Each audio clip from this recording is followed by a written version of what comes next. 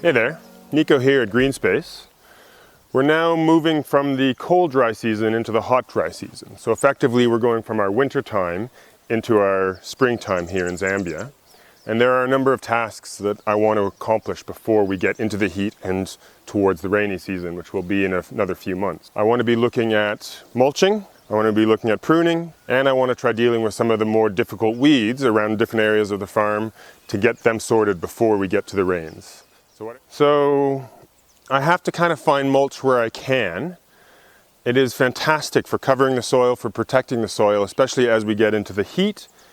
And this Bouganvillea shrub that we have here drops quite a few of its leaves. It will drop the bracts around the individual flowers, and they just collect on the brick pavement here.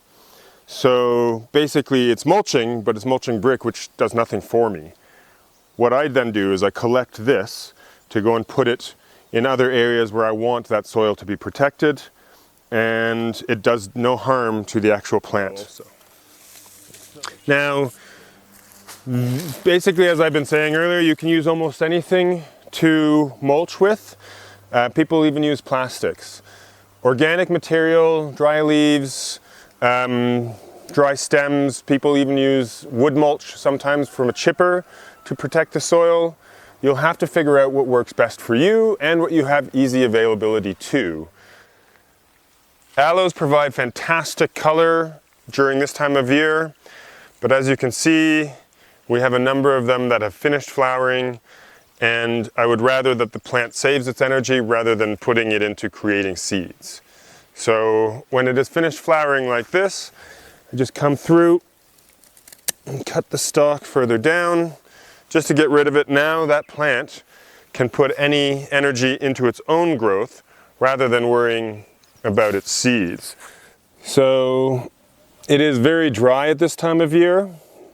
The soil will not allow these roots to come out very easily because of their propensity to find little cracks and crevices in the main crack, which then they hold themselves into place. If you want to make it somewhat easier, you can wet the area a day before with cold water or so, and then try and hand pull, which is always effective. However, at this time of year when it's so dry, that is going to be a little bit more on the difficult side. But if you want to be dealing with these as much as possible, then trying this hot water method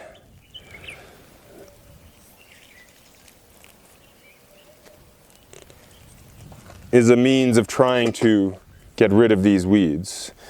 I'm going to talk about indigenous trees. So this time of year, I also prefer to actually start a bit early in getting trees planted.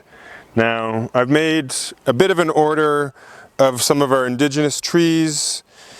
They will have various different purposes. I got a number of acacias here that have some pretty gnarly thorns.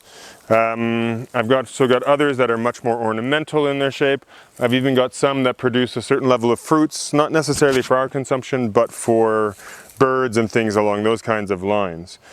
I give them a bit of a head start by planting at this time of year so that we can give them extra water, get them established into the soil early, so that by the time the rains actually arrive, they've got a really good head start on that growth and will get off on a good footing effectively.